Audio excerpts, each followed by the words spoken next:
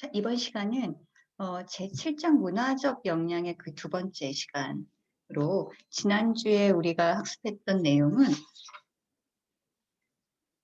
한국 사회 안에서의 다문화 그리고 문화적 역량이 무엇인가, 그리고 문화적 민감성 그리고 문화적 역량 등을 정의 내려보았고요. 개념 또한 살펴보았습니다.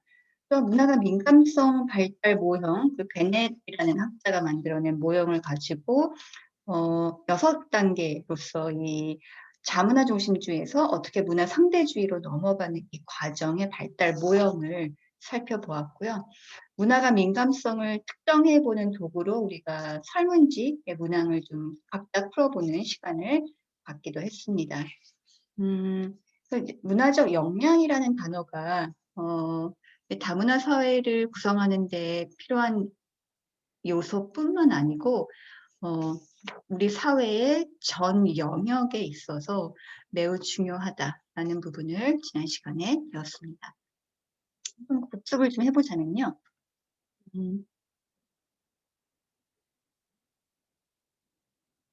문화적 역량의 먼저 정의를 좀 복습을 해볼게요. 각각 많은 학자들이 다양하게 정의를 내리고 있는데 그중에 대표적으로 주류 문화와는 차별성을 갖는 다른 소수 집단의 문화를 가진 인구 집단의 독특한 욕구를 이해하고 이에 반응하는 능력을 의미하는 것이 문화적 역량의 정의이고요. 또 다른 학자들은 서비스 전달 체계, 그러니까 뭐 이게 제도가 될 수도 있고 정책이 될 수도 있겠죠. 그로 인해서 만들어진 어떠한 각각의 서비스에서 종사하는 전문가들이 서로 합의하고 그리고 다문화 상황에서 효과적으로 그런 서비스를 전달할 수 있게 하는 일관된 행동, 태도, 정책이라고 정의하고 있습니다. 조금 현실적인 정의라고 할 수가 있겠죠. 그 역량이라는 단어가 개인이나 또는 조직이 지역사회가 갖고 있는 문화적 신념, 그리고 행동과 요구 등 이런 맥락 안에서 효과적으로 기능할 수 있는 능력을 의미한다면 이 다문화적 역량이라는 것은 이 다문화 환경에서의 그런 역량을 나타내는 것이다 하고 또 다른 학자들은 정의를 내리고 있습니다. 앞서 얘기했던 이 베넷이 만들어낸 이 문화가 민감성 발달 모형은 자문화 중심주의에서부터 문화 상대주의까지 6가지 단계를 거쳐서 이런 문화적 민감성을 둘 이상의 문화 집단 사이에 나타나는 문화적 차이에 반응하면서 형성된 인지적, 정서적 특성이나 행동 경향성을 나타내고 있는데요. 부정의 단계에서부터 통합의 단계까지 6가지 단계를 우리가 살펴보았습니다. 조금 더 구체적으로 살펴보자면 부정의 단계는 자신만의 문화를 진짜 문화로 생각하는 것이고 방어의 단계는 자신의 문화를 우월한 것으로 다른 문화를 열등한 것으로 생각을 합니다. 정시 단계는 외관상 드러나는 문화적 차이를 인정하지만 깊이 들어가면은 모두 같다고 가정하고요. 수용의 단계는 타 문화가 자신의 문화와는 다르지만 현실의 구성이라는 점에서 동등하게 복합적이라는 것은 인정을 합니다. 하지만 이것이 문화적 차이에 대한 수용이나 또는 동의나 선호를 의미하는 것은 아니죠. 5번째 적응의 단계는요. 타 문화를 경험하는 과정에서 그 문화의 적절한 행동과 지각을 따르는 상태입니다.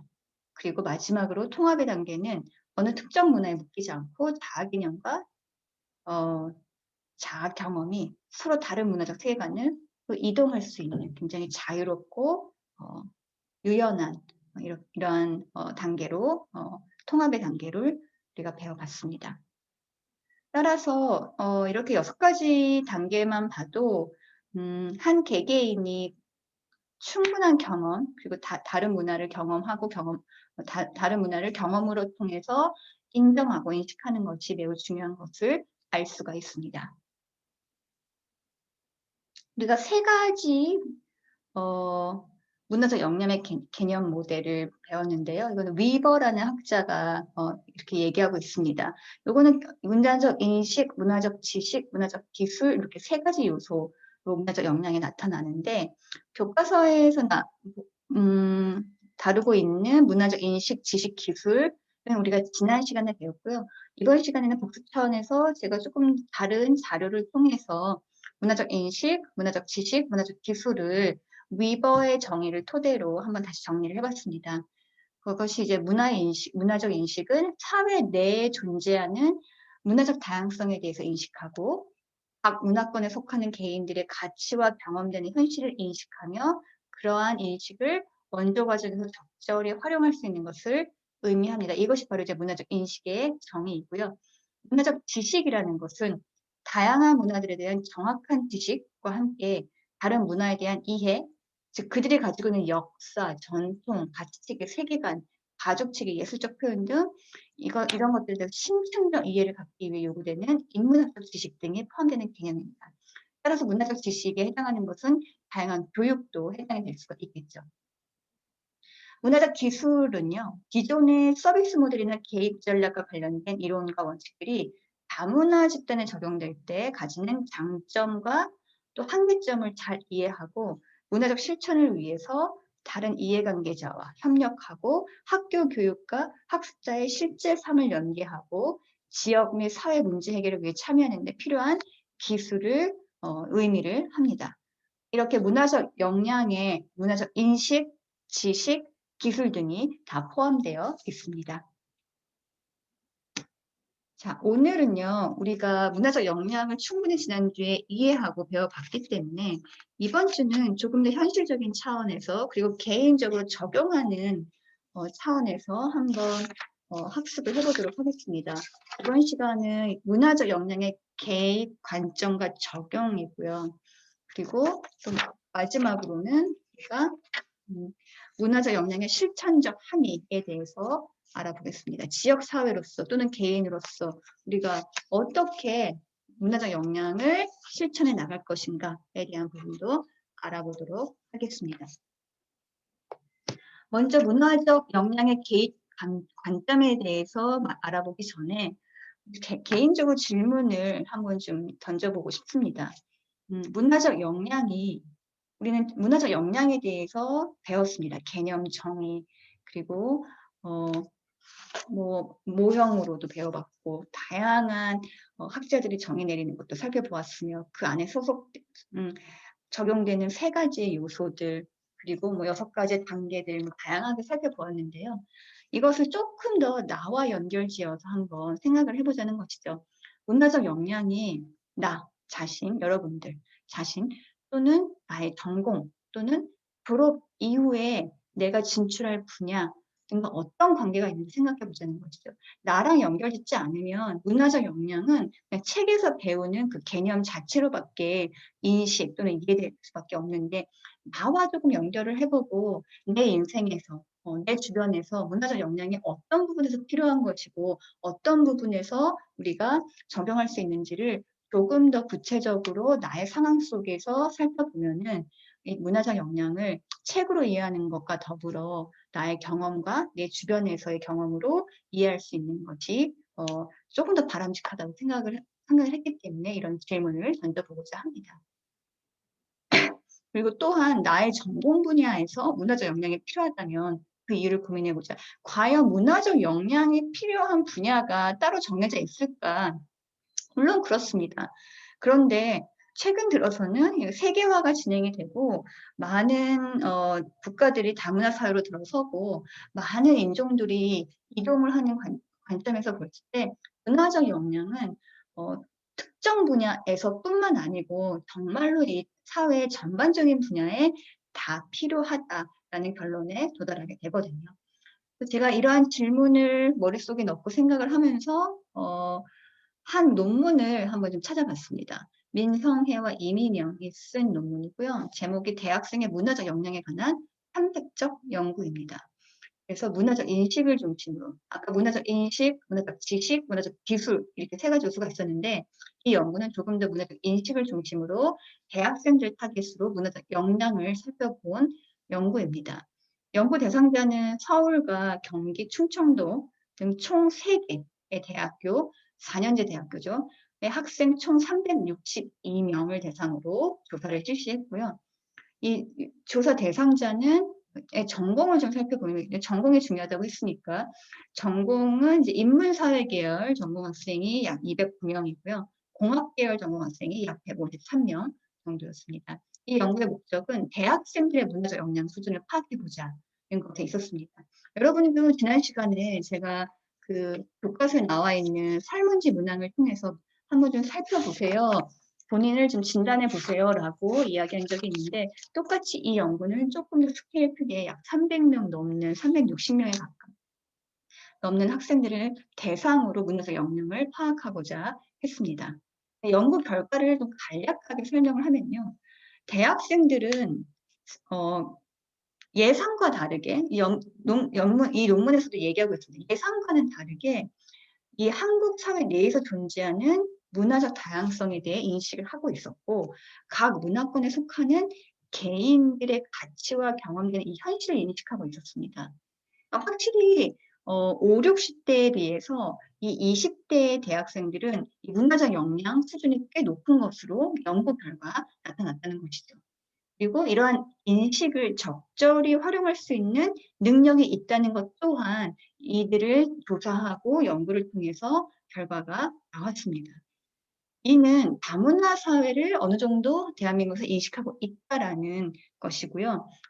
단일 민족 중심주의, 대한민국이 한민족 국가, 단일민족 국가였고, 지금 외국에서 이런 이주민들이 유입된 지가 얼마 안 되었다고 우리가 배웠는데, 그래도 20대들 사이에서는 이 단일민족 중심주의가 좀 벗어나고 있다고 우리가 추측 또는 가정해 볼 수 있는 결과라고 보여집니다.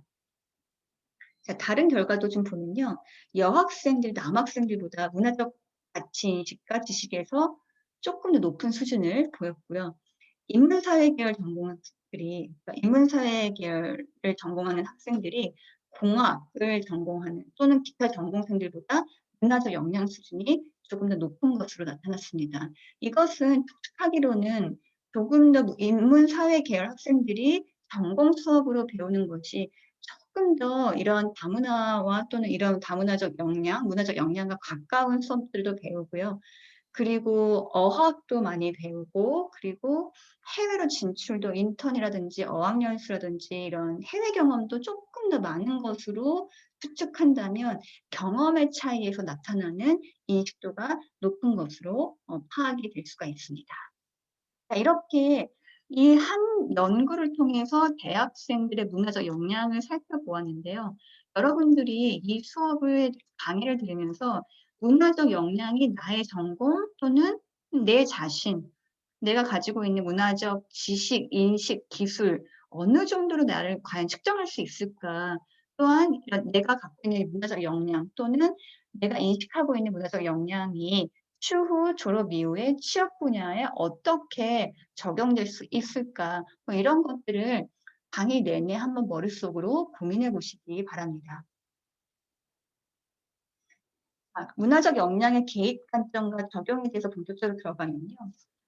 문화적 역량은 이런 전문가들, 우리가 소위 말하는 다문화 가족이라든지 다문화 구성원들을 밀접하게 대하는 그런 실천가들 또는 전문가들에만 필요한 것이 아니라 전체 분야, 기관, 조직, 뭐 서비스 전달체계 이 모든 차원에서 반영이 되어야 한다고 여러 학자들은 입을 모아 얘기하고 있습니다. 문화적 역량을 가진 전문가가 자신의 관점을 단지 개인적인 치료에만 국한시키지도 말아야 하고요. 전문적이고 조직적인 사회 수준에서 효과적으로 개입할 수 있어야 합니다. 그렇기 때문에 인식, 지식, 기술 등이 적절하게 다 필요한 것이죠. 자, 그리고 이제 문화적 역량의 초점을 그래서 4가지 차원으로 학자들은 제시하고 있는데요. 그것이 바로 개인적 차원, 전문적 차원, 조직적 차원, 사회적 차원입니다. 이렇게 개인적, 전문적, 조직적, 사회적인 차원에서 이 모든 문화적 역량이 다 개입되고 반영되어야 한다는 이 의미를 품고 있는 것이죠. 먼저 개인적 차원을 좀 살펴보면요. 문화적으로 이제 효과적이고 민감한 사회 서비스를 제공하기 위해서는요. 전문가들은 일단은 그들의 이런 선입견, 편견, 그리고 고정관념을 버려야 됩니다. 이러한 경우에 이제 다문화 연구에 관한 자신의 태도, 신념, 감정, 행동 이런 것들이 다 긍정적으로 이런 변화가 일어나야만 하는 것이죠. 교과서 289쪽에서부터 290쪽까지 해당되는 개인적 차원의 문화적 역량 개발 과정의 표를 보면은요. 이 역시나 인식, 지식, 그리고 기술 세 가지로 나누어서 실천과 자신을 어떻게 인식할 것인가, 클라이언트 세계관을 어떻게 인식할 것인가, 그리고 어떻게 개입할 것인가, 개입 전략까지 나누어서 표로 설명해 주고 있습니다. 먼저 인식을 좀 살펴보면요. 실천과 자신의 인식은 문화적 유산, 문화적 민감성의 중요성을 인식하고요. 개입 과정에 자신의 문화적 배경과 경험, 태도와 가치의 영향을 인지하고 자신의 다문화 역량과 지식의 제한성을 인정해야 합니다. 클라이언트 세계관 지식 면에서는요. 타 문화권에 속한 CT의 신념과 태도를 판단함 없이 자신의 배경과 비교를 해야 되고요. 뭔가 섣불리 판단하거나 섣불리 결정을 해버리면 거기에는 편견과 선입견이 꼭 들어가게 마련이거든요. 자신이 타문화 집단에 가지고 있는 선입견, 고정관념을 이게 고정관념이다라고 스스로 인정을 해야 됩니다. 자, CT의 종교, 그리고 영적 신념과 가치, 문제 원인 설명 등에 대한 존중이 필요하고요. 민속치료법, 톡착지 지지체계에 대한 존중, 그리고 이중언의 가치 이런 것들을 모두 다 존중하는 마음, 그리고 인정하는 마음으로 즉 열린 마음으로 대해야 된다는 것이죠. 지식적인 측면에서는요. 자신의 인종 문화적 배경이 서비스 개입 관점에서 편견과 영향을 줄 수 있다는 것을 충분히 인정을 해야 됩니다. 그리고 억압, 인종차별, 고정관념 등이 서비스 개입 과정에 주는 영향도 인지해야죠. 문화 간의 의사소통 방식의 차이도 인식하고 타 문화권에 좀 잘렸죠. CT와의 관계에 제한을 줄 수 있다는 것 또한 인식해야 됩니다. 클라이언트 세계관에 대한 인식은요.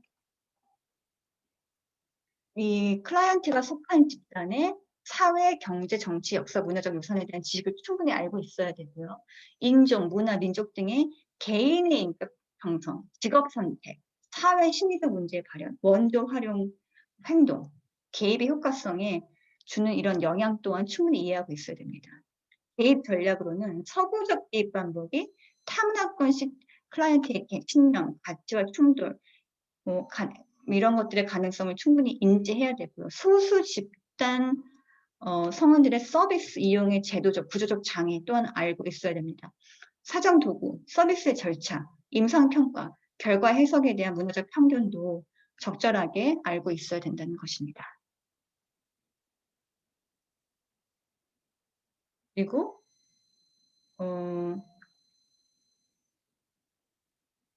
빈곤, 무력화, 이민정책 등의 쟁점도 클라이언트 세계관의 관점으로 인식을 해야 되고요. 개입 전략으로는 가족 구조, 가치, 신념 등에 관한 지식과 지역사회 전에 대한 정보도 충분히 이해하고 있어야 됩니다. 기술적인 측면으로는요. 실천과 자신을 인식을 할 때 타 문화권의 CT와 개입의 효과성을 향상시키기 위해 지속적으로 자문, 훈련, 교육의 기회를 추구해야 하고요. 인종차별과 문화적 우월주의 위험을 스스로 경계할 줄 알아야 됩니다. 클라이언트 세계관을 인식해서는요. 다양한 집단이 갖는 의료, 정신보건, 사회 문제에 대한 연구들을 자주 읽어보고 접해야 합니다. 소수문화 집단의 효과적인 개입 기술에 대한 지식과 기술을 위한 교육에 참여하기도 해야 되고요.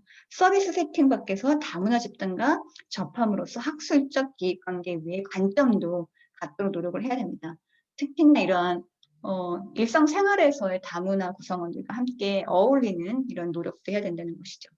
의사소통에 미치는 문화의 영향을 이해하고요. 개입 전략으로는 CT를 위해 제도적 변천을 시도하고 민간요법 치료자, 영적 지도자 등도 활용을 해야 되고 사정이나 개입 과정에 있는 차별과 편견의 요소를 제거하려고 노력을 해야 됩니다. 이렇게 개인적 차원은 나 자신 또는 실천가 또는 전문가 이렇게 개인으로서 어떻게 인식하고 또 상대방, 뭐 클라이언트라고 얘기할 수도 있겠고요. 내가 영향을 주어야 되는 사람이라고도 이해할 수 있겠는데 그 사람에 대한 세계관에 대한 인식 그리고 어떻게 개입을 할 것인지 이렇게 나눠서 인식, 지식, 기술면으로 좀 살펴보았습니다. 그 다음은 전문적인 차원입니다. 전문적인 차원은 또 개인적인 차원과 조금 다를 수가 있는데요. 이제 전문가로서 어떻게 접근을 하느냐, 어떻게 개입을 하느냐라는 관점으로 우리가 알아봤을 때 한 가지 예로 전문가 전문가의 예를 하나 들어보자면 이제 사회복지사가 있죠. 우리가 지난 시간에도 뭐 사회복지, 미국을 중심으로 사회복지사 협회 이런 곳에서 발표되는 행동 윤리 강령 등에 대해서 좀 알아봤는데요. 사회복지사들이 가장 이제 뭐 다문화 구성원들을 카운셀링하거나 서비스를 제공하는 가장 밀접하게 관계를 맺는 전문가라고 우리가 말할 수가 있는데 사실 사회복지사 같은 이제 전문직은 이런 교육이라든지 발달 과정이 다 서구 유럽 관점에서 발전이 되어 왔습니다. 하지만 우리가 다문화 사회 특성을 보면은 한국 사회만의 독특한 문화적 특징을 가지고 있어요. 특히 다문화 사회 구성하는 데 있어서. 물론 한국 사회 자체만으로도 서구 사회와 틀린 다른 점들이 있지만 다문화 사회를 구성하는 그런 발달 과정에서부터도 서구 사회와는 많은 큰 차이를 보이고 있다는 것입니다. 그렇기 때문에 전문적인 차원에서도 예를 들면 사회복지사 같은 경우도 한국 사회만의 독특한 문화적 특징을 파악을 해야 합니다. 물론 다양한 기술 그리고 다양한 방법론들은 서구 사회에서 미리 준비된 그런 것들을 따르겠지만 이런 전문가들은 한국 사회만이 가지고 있는 독특한 다문화 사회의 문화적 특징을 파악해야 하고 한국 사회에 맞는 문화적 역량을 강화하기 위한 노력이 분명히 필요합니다.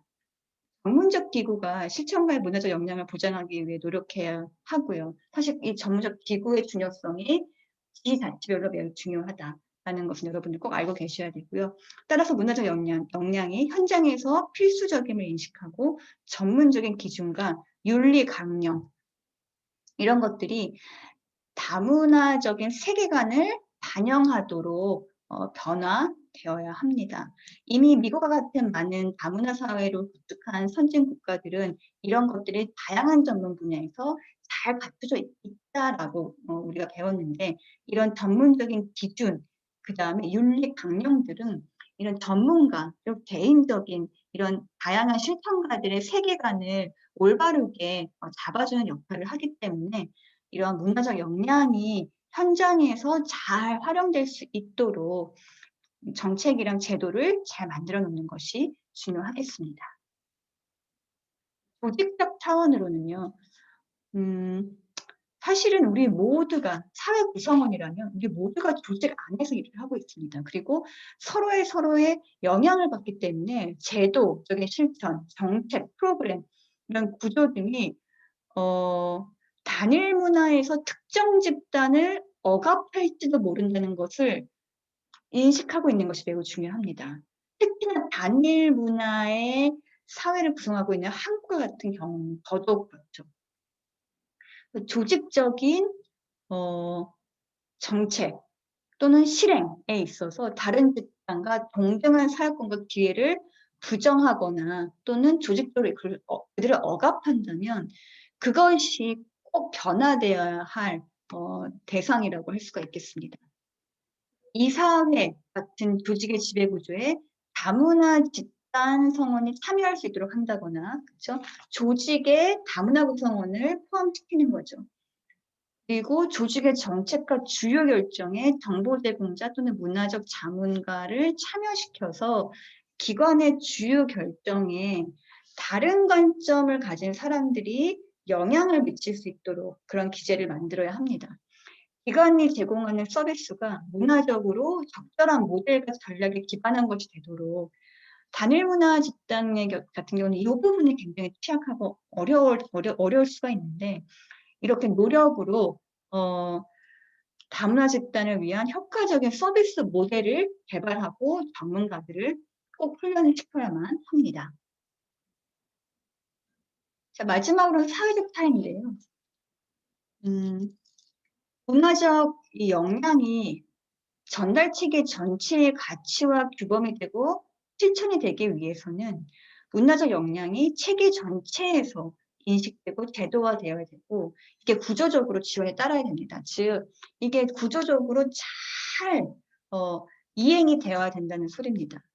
서비스 체계의 가치와 목표가 실현되기 위해서는 이렇게 법적으로 보장이 되고 제도화하는 노력이 필요한 것이죠. 물론 개인적, 전문적, 조직적인 차원에서도 이런 문화적 역량의 중요성을 꼭 우리가 알아야 되지만 사회적인 측면으로 이렇게 법적으로 꼭 지키게끔 하는 노력, 그리고 제도화하는 노력이 필요하다는 것이에요.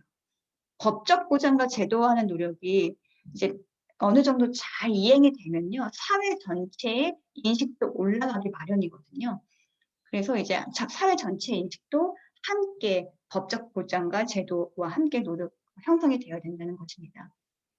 그런 부분에 있어서 데이터 확보, 그리고 경제, 의료, 의학, 교육 등 다양한 분야에서 서비스를 함께 계획을 해야 됩니다. 한 분야, 다문화 또는 사회복지 이런 분야뿐만 아니고 전반적인 경제, 의료, 의학, 교육 등 다양한 분야에서 서비스를 같이 고민하고 계획하고 시행 전략을 수립하는데 이 데이터들이 잘 쓰여서 활용될 수 있어야 합니다. 특히 사회 전반적으로 특히는 한국 사회에 이렇게 다문화 사회로 넘어가고 있는 이 시점에 이중 언어 그리고 문화적 역량을 두루 갖춘 전문가들을 꼭 다양한 분야에서 양성해야 합니다.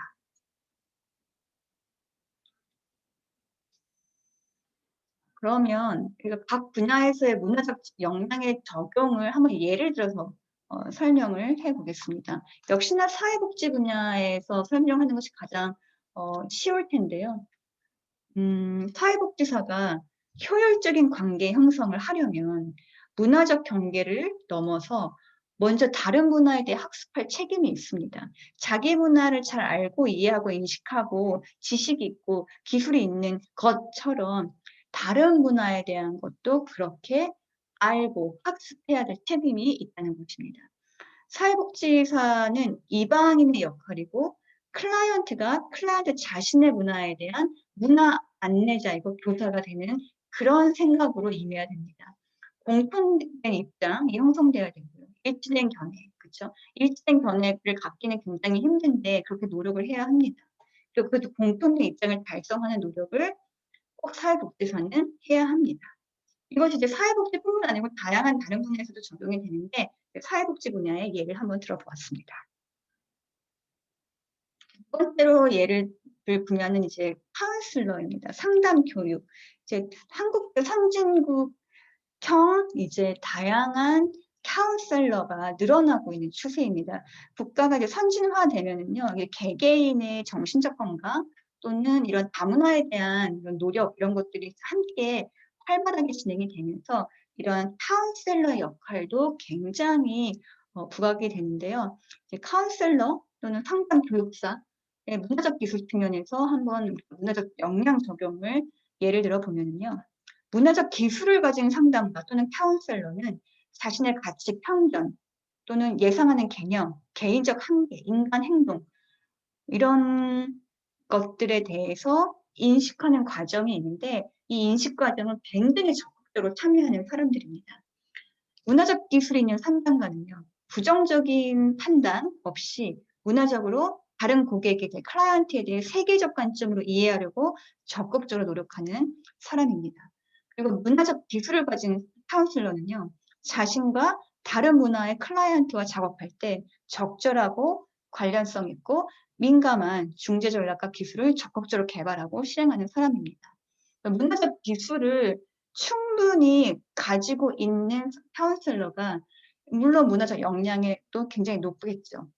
이들은 다문화 구성원들 어느 누구와 함께 일을 하든지 상담을 하더라도 충분히 그들을 이해하고 그들을 잘 카운셀링을 할 수 있는 역량을 가지고 있다는, 바로 그렇게 해석을 할 수가 있겠습니다. 자, 정신건강 분야에서도 한번 살펴보도록 할게요. 정신건강 분야에서 문화적 역량을 좀 살펴보면요. 역사적으로 살펴보면 유색인종, 특히나 이제 외국, 서구 사회, 미국, 유럽 등과 같은 서구 사회에서는 유색인종이 가족과 아동, 청소년은 미국 내 대부분의 공공 인간복지 시스템이 제공하는 서비스 혜택을 받지 못하거나 부적절하게 받아왔습니다. 개인의 성장과 발전을 지원하는 프로그램이 유색인종 아동과 청소년들에게 서비스를 전달하지 못할 때 사회적 통제를 목적으로 한 프로그램만이 계속하게 됩니다.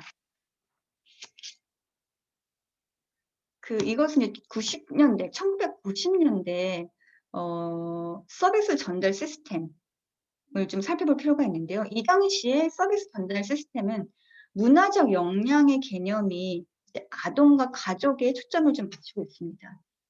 하지만 정책, 기획활동, 서비스 전달 실행에 문화적 능력을 도입했음에도 불구하고 이 당시에 이 유색인종을 중심으로 특히나 아동과 가족의 중심으로 서비스의 진행이 충분하지 못했다, 서비스 혜택을 받지 못했다 또는 부적절하게 받아왔다라는 평가를 받고 있습니다.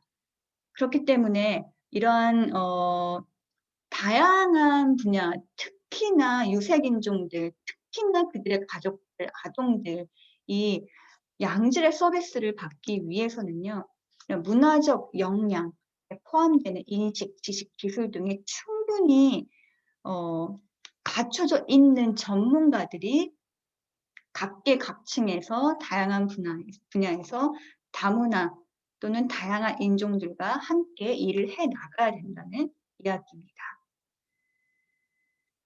그럼 문화적 역량을 우리가 정의도 해봤고 이해도 들어봤고 요소도 따져봤고요. 그리고 필요한 것들이 무엇이 있는지 좀 살펴봤는데 문화적 역량을 측정하는 도구들은 굉장히 다양합니다. 그리고 이미 그 특정 도구가 현실적으로 많은 부분 쓰이고 있는 곳도 있고요. 또는 지금도 여전히 많은 학자들이 이런 문화적 역량을 측정하는 도구들을 많이 개발해내고 있는 실정입니다. 문화적 역량 측정은요, 주로 교육, 상담, 보건의료, 사회복지 분야에서 먼저 개발이 됐는데요. 이런 것들이 이제는 많은 부분 더 많이 다양한 분야로 확장되고 있는 상황입니다. 어떤 척도는 기술 부분, 어떤 척도는 태도 부분, 어떤 척도는 지시 부분 등을 감싸는 부분으로 차이가 있고요. 예를 한 가지 들어볼게요. 대한민국에서 발간된 한 논문에 의하면 이런 항공 또는 관광 서비스 분야에서도 이 문화적 역량이 굉장히 중요하게 활용된다고 합니다. 왜냐하면은 역시나 항공 및 관광 서비스는 다양한 사람들을 만나고 다양한 인종들에게 서비스를 제공해야 하는 분야이므로 이런 문화적 역량이 매우 중요하다고 생각을 하는 것이죠. 그래서 항공 또는 이 관광 서비스 분야에서도 그들만의 문화적 역량을 파악하고 척도를 개발하고 있는데 주로 이제 간호사 또는 이제 간호 쪽, 의학 쪽에 이런 역량 측정 도구를 많이 도입해서 활용하고 있는 실정입니다. 한 연구에 의하면 항공 및 관광 서비스 전공 대학생들을 대상으로 문화적 역량을 파악하고 척도를 개발한 논문이 있는데요. 역시나 이 논문에서도 간호사의 문화적 역량 측정 도구를 활용했고요. 간호사 또는 의대생의 문화적 역량과 비교해서 항공 및 관광 서비스 전공 대학생의 문화적 역량이 더 높게 나타난 것으로 보여집니다. 이것은 왜냐? 우리가 앞서도 살펴보았듯이 대학생들, 20대들이 가지고 있는 이 문화적 역량과 많이 비슷하다고 보여지는데요. 이 항공이나 관광 서비스를 전공하는 대학생들이 일단 언어의 측면에서도 의사소통을 위해서 많은 다양한 다른 나라 언어를 구사하는 경우가 많고요. 그리고 해외 경험을 통해서 공감 능력도 많이 향상되어 있는 것으로 보여집니다. 따라서 간호사와 의대생보다는 이렇게 항공기 관광 서비스를 전공하는 대학생들이 이런 문화적 역량을 우리가 파악하고 척도를 통해서 점검해 봤을 때 훨씬 더 높게 나타나는 것으로 파악이 되었습니다. 문화적 역량을 우리가 어떻게 실천으로 보여줄 수 있을까? 실천해야 될까라는 측면을 살펴보면요. 역시나 지역사회 중심으로 발전을 해야 합니다. 우리가 대한민국과 일본의 가장 큰 다문화 제도가 가장 큰 차이점이 무엇인가 하는 부분을 우리가 중간고사 전에 배우는데요.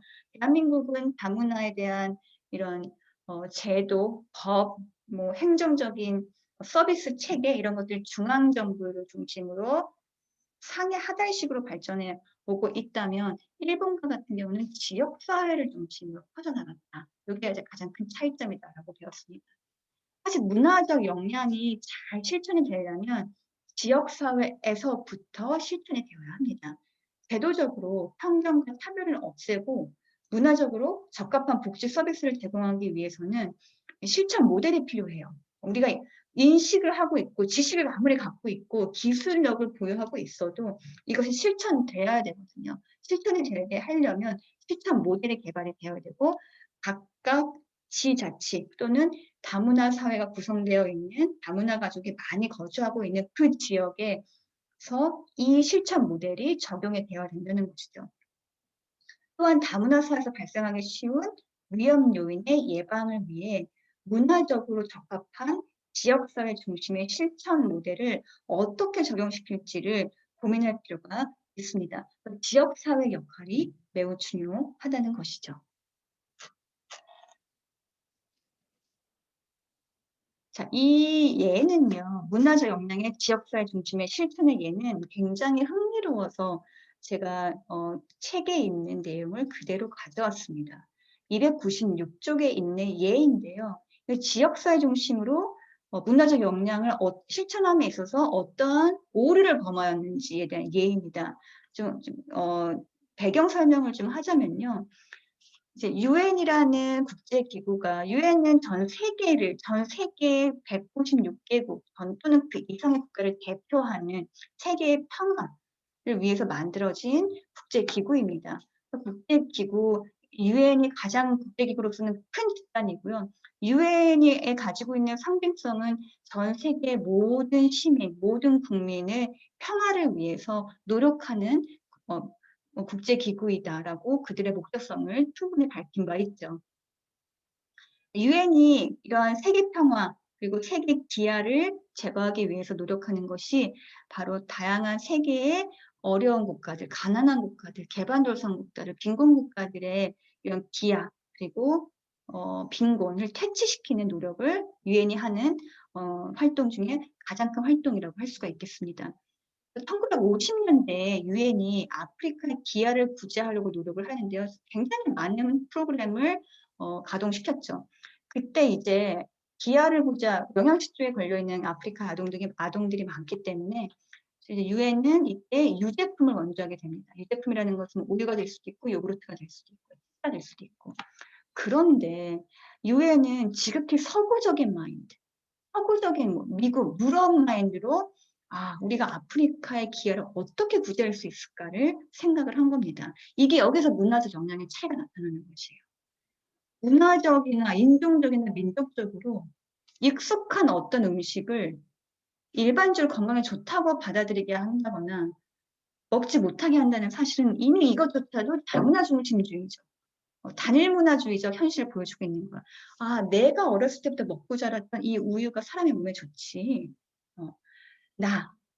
유엔의 고위 관료들, 뭐 네덜란드 사람, 스위스 사람, 프랑스 사람, 우리는 어렸을 때부터 우유를 먹고 자란 사람들이야. 근데 신기하게도요, 아프리카계 미국 흑인 중 79%가 유당불내증을 가지고 있어요. 우유를 먹으면 소화를 못 시키는 게 바로 이제 유당불내증이거든요. 아시아계 미국인은 더 많아요. 90%가 이 유당불내증을 가지고 있습니다. 아메리카 인디언도 74%고요. 멕시코계 미국인 남성도 55%나 차지하지만 북유럽계 자손은 5%만 유당불내증인 거예요. 그렇기 때문에 이 북유럽계 자손들, 특히 미국의 북유럽계 자손들은 이 유당불내증이 뭔지 잘 모를 겁니다. 근데 아프리카계 흑인, 아시아계, 뭐 인디안계, 멕시코계는 다 70% 이상 또는 50% 이상씩 유당불내증을 가지고 있는 사람들이 있기 때문에 이게 얼마나 힘겨운지, 이게 얼마나 나한테 맞지 않는 음식인지 잘 알고 있는 거예요.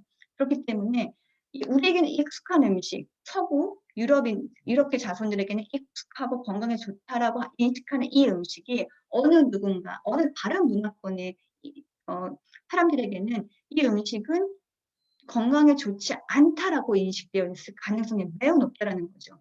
이렇게 우리가 유제품으로 한 예를 들었는데 이거는 비일비재합니다. 문화가 다르면요. 다른 인식, 다른 문화적 배경을 가지고 살아온 사람들이 차이가 있기 때문에 이런 게 현실에서 나타났을 때 어떻게 헤쳐나가는지 이제 결과를 보면은요. 유엔은 본인들이 가지고 있는 생각으로 유제품을 아프리카에 뿌립니다. 공급을 합니다. 그런데 소화를 못 시키는 거예요, 아프리카인들이. 그럼 어떻습니까? 아무리 영양이 풍부한 유제품이어도 소화를 못 시키거나 내 몸에 맞지 않으면 그거는 영양가 높은 음식이 아니에요. 그들에게 맞는 음식으로 원조를 해야 된다는 것이죠. 그렇기 때문에 이렇게 소화를 못 시키는 아프리카인들을 보면서 썩은 음식을 먹으면 소화를 못 시키는 게 우리는 그게 다라고 생각을 했는데 우유 같은 유제품을 먹어도 소화를 못 시킬 수 있구나. 그제서야 깨달은 겁니다. 그제서야 문화적 차이를 느낀 겁니다. 자, 이것은 바로 유엔에 의해 만들어진 자문화 중심적 단일 문화주의 현실입니다. 근데 이러한 현실은요, 이러한 상황은 전 세계 속에서 정말로 비일비재하게 많이 일어나고 있어요.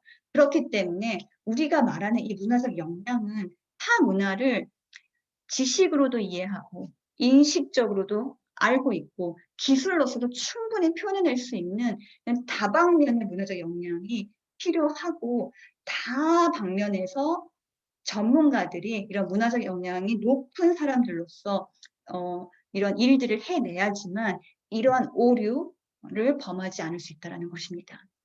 즉 원조를 하고자 하는 지역의 주민 특성을 유엔은 제대로 파악하지 못했던 거예요.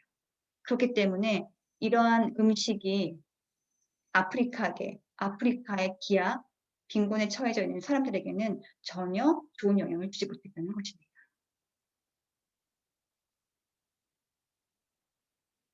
자, 그러면 다문화 사회를 우리도 한국 사회도 준비를 하고 다문화 사회의 현상, 다문화 사회를 어떻게 준비해야 되고 이 현상을 어떻게 받아들여야 될 것인가.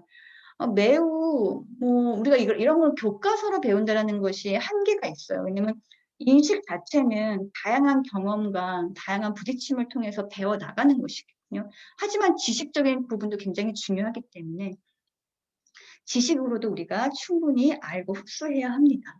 다수의 편견과 차별로 발생될 수 있는 부적응 문제들, 즉 이용과 같은 가정 해체, 가정 폭력과 같은 인권 침해, 자녀의 학교 부적응, 정체성 혼란, 이러한 문제를 줄일 수 있는 정부 부처나 지역사회의 노력은 우리 사회 소수자인 다문화 가족을 대상으로 전체 국민을 대상으로 하는 두 가지 차원으로 고려해야 됩니다. 그러니까 어떻게 보면은 대한민국 국민은 이게 역차별이 아니냐라는 불만을 품을 수가 있는데요. 지금 현재 다문화를 위한 정부 부처의 노력은 그들을 위한 정책을 많이 지금 만들어내고 있는데요. 사실 그들에게만 필요한 정책이 아니라 그들이 우리 사회의 일원이 될 수 있도록 그들도 중요하지만 대한민국 국민들도 중요시 여기는 이 대상을 그들로만 한정짓는 것이 아니라 대한민국 국민 그리고 다문화 가족의 두 가지 차원으로 함께 고려돼야 된다는 것이죠. 왜냐하면 우리는 이제 한 구성원, 한 국가의 구성원이 되었으니까요. 자, 그러면 한국 사회의 다문화 현상에 대한 이해는 올바른데 이 질문에 대한 것은 계속 우리가 제기하고 있죠. 한국 사회 다문화 현상에 대한 이해 올바른가, 인식이 어떠한가 계속 질문을 던지는 내용이 바로 이런 내용인데요. 한국 사회의 다문화적 현상은 다양한 특징을 보이고 있죠. 대체로 이민자를 다문화 가족이라는 테두리 안에 묶는 경향, 그리고 역시나 제도, 법도 다문화 가족, 이주 여성과 한국 남성이 꾸린 가족을 다문화 가족이다, 다문화 현상이다, 다문화 사회다, 구성원이다라고 우리가 인식하고 있는데, 이렇게 단순히 제도건 법이건 인식이건 하나의 집단으로 범주화하는 것은 굉장한 위험성이 따릅니다. 다문화 가족이라는 범주 안에 집어넣고 각종 지원과 서비스를 제공하는 것은 한국 사회 구성원, 즉 주류 집단으로부터 소수 집단을 분리해내고 소외계층으로 전락하게 만드는 이러한 위험성이 나올 수 있다는 것입니다. 자꾸만 다문화 가족에게만 치중하는 것도 올바른 방법은 아니라는 거죠.